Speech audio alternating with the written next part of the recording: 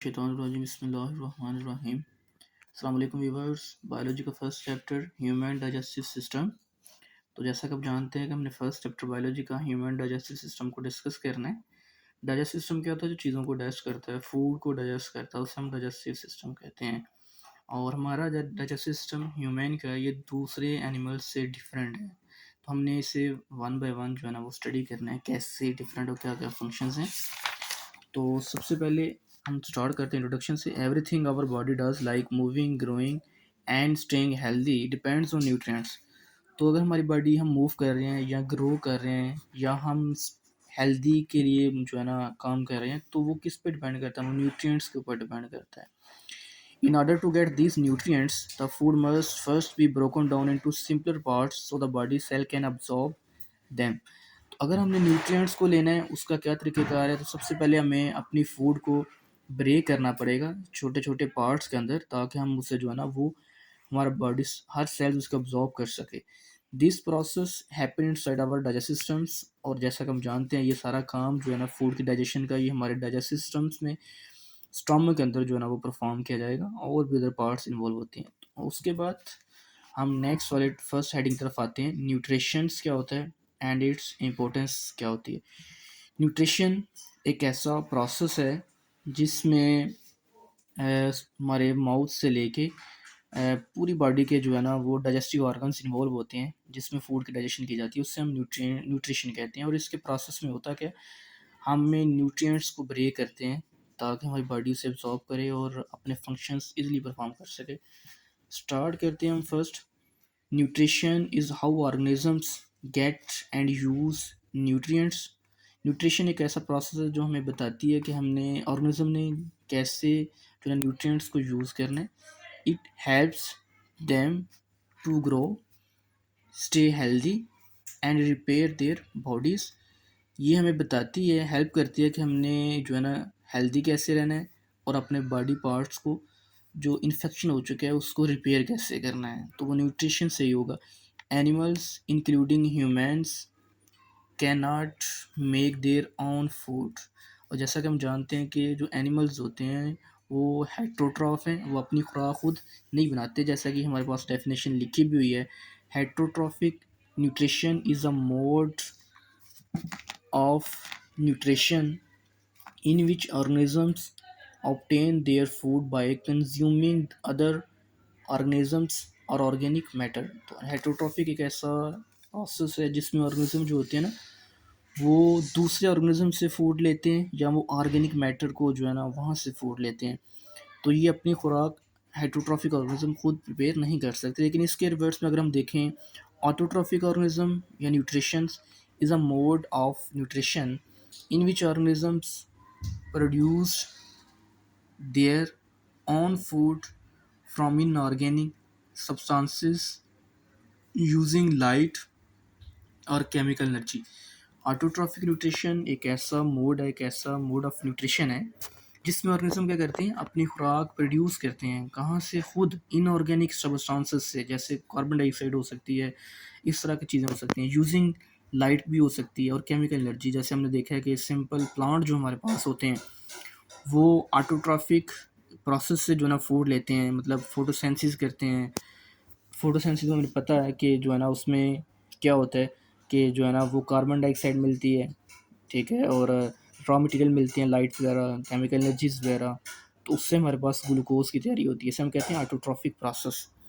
अच्छा, फिर एनिमल्स के अंदर, in animals nutrition take place in the following main steps. कुछ स्टेप्स हैं जो एनिमल्स के अंदर जिसमें न्यूट्रिशन का जो प्रोसेस है वो होता है। सबसे पहला पॉइंट है हमारे पास इंजेक्शंस। इंजेक्शंस क्या होता है? Taking in food and drinks through the mouth. Injections क्या होता है? एक ऐसा प्रोसेस होता है जिसमें हम फूड को टेक करते हैं और क्या करते हैं, फिर ड्रिंक्स थ्रू द माउथ, और माउथ के थ्रू क्या करते हैं हम जो है ना वो ड्रिंक करते हैं। तो एनिमल्स जो होते हैं वो फूड को इंजेस्ट करते हैं, सबसे पहले अपने माउथ में जो है ना वो लेके जाते हैं। इस प्रोसेस का नाम होता है इंजेक्शंस। फिर डाइजेशन क्या होती है? ब्रेकिंग फूड, फूड को ब्रेक करना इनटू स्मॉलर पार्ट्स के अंदर द बॉडी कैन अब्जॉर्ब, जिससे बॉडी जो है वो क्या कर सके, अब्जॉर्ब कर सके। डाइजेशन ऑब्वियसली क्या होता है कि फूड को ब्रेक किया जाता है छोटे छोटे पार्ट्स के अंदर, पीसेस के अंदर, ताकि वो हमारी बॉडी में क्या हो सके, अब्जॉर्ब हो सके। तो ये सेकेंड स्टेप है एनिमल्स में न्यूट्रिशन को लेने का। उसके बाद थर्ड स्टेप है हमारे पास न्यूट्रिशन का, उसे हम कहते हैं अब्जॉर्प्शंस। अब्जॉर्प्शंस क्या होती है? मूविंग न्यूट्रिएंट्स, न्यूट्रिएंट्स का मूव करना। ठीक है, कौन कौन से न्यूट्रिएंट्स कोई भी हो सकते हैं, प्रोटीन हो सकती है, लिपिड्स हो सकती हैं, कार्बोहाइड्रेट्स हो सकती है, from the digestive food into the blood और लैम्फ। तो फाइनली जब न्यूट्रिएंट्स डाइजेस्ट हो जाते हैं तो फिर वो ब्रेक हो जाते हैं और मूव करते हैं, ब्लड में जाते हैं, या लैम्फ एक एक्स्ट्रा हमारी बॉडी में फ्लूइड होता है उसमें दाखिल हो जाते हैं, क्योंकि यही वो दो सोर्सेज हैं जिनके थ्रू जो वेस्ट फूड मटेरियल है ये हमारी पूरी बॉडी में जो है ना वो अब्सॉर्ब होंगे या पहुंचेंगे। उसके बाद नेक्स्ट वाला स्टेप है सिमुलेशंस। सिमुलेशंस क्या होती है? Using the absorbed nutrients in cells and tissues. Simulation क्या होती है कि जब ये फूड हमारी बॉडी में ब्लड में चली जाए, ठीक है, और ब्लड के थ्रू जो बॉडी टिश्यू में पहुंच जाती है, और बॉडी टिश्यूज में फिर नेक्स्ट वाला जो स्टेप होता है उसे हम कहते हैं एसिमुलेशन। एसिमुलेशन में क्या होता है, ये न्यूट्रिएंट्स फिर अब्जॉर्ब हो जाते हैं हमारे सेल्स के अंदर, टिश्यूज़ के अंदर, और ये अब्जॉर्ब होके फिर हमें जो है ना एनर्जी प्रोवाइड करती है, इसे कहते हैं एसिमुलेशंस। और लास्ट वाला स्टेप है इजेशंस। इजेशन क्या होता है? Removing and digested waste food and waste from the body. Egestion में हम क्या करते हैं, ई से मतलब इजेशन करना, बाहर निकाल देना। हम एक्स्ट्रा वेस्ट मटेरियल क्या करते हैं, बॉडी से बाहर निकालते हैं। जो यूज़फुल थे वो तो अब्जॉर्ब हो गए फूड की फॉर्म में, लेकिन कुछ वेस्ट मटेरियल होंगे वो बॉडी उससे जो क्या कर देगी, बाहर निकाल देगी। इसे कहते हैं इजेशंस। अच्छा, उसके बाद कुछ इंट्रोडक्शन है। The food we eat consist of polymers. वो क्या होती है? पॉलीमर्स होते हैं, बड़े बड़े मॉलिक्यूल्स होते हैं, लाइक हमने डिस्कस किया हमारे पास जैसे जो है ना वो कार्बोहाइड्रेट है, ये हमारे पास पॉलीमर्स हैं। पॉलीमर्स कौन से हमारे पास? जैसे हमारे पास कार्बोहाइड्रेट हैं, जैसे हमारे पास प्रोटीन्स हैं, और जैसे हमारे पास जो है ना वो लिपिड्स हैं। तो ये तीन बड़े बड़े मॉलिक्यूल्स हैं जो फूड के सोर्स के तौर पर यूज़ होते हैं, इन्हें हम कहते हैं पॉलीमर्स। अच्छा, उसके बाद हमारे पास large molecules like carbohydrate, proteins and fats, they can not pass through cell membrane.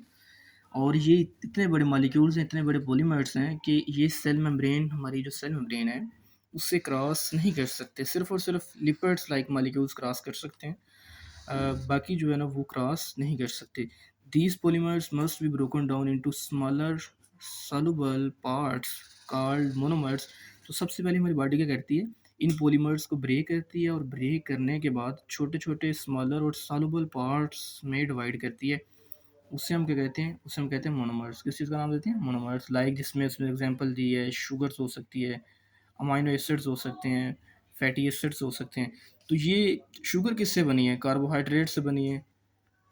Protein, amino acid किससे बने हैं? प्रोटीन से बने हैं। फैटी एसिड्स कहाँ से बने हैं? फैट से बने हैं, लिपिड से बने हैं।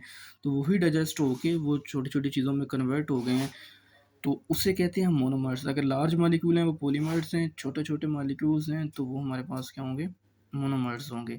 This process is called digestion, और इस प्रोसेस को हम क्या नाम देते हैं? डाइजेशन का नाम देते हैं। The small molecules can enter the cells, और ये जो स्मॉल मॉलिक्यूल्स हैं फिर ये हमारी बॉडी में सेल में क्या हो जाते हैं? इजीली इंटर हो जाते हैं। बड़े मॉलिक्यूल्स इंटर नहीं हो सकते, लेकिन ये छोटे छोटे मॉलिक्यूल्स क्या होते हैं, ये इजीली हमारे सेल्स के अंदर इंटर हो जाते हैं, और ये इंटर होके क्या करते हैं, फिर हमें एनर्जी जो है ना वो प्रोवाइड करते हैं। चलें, थैंक यू।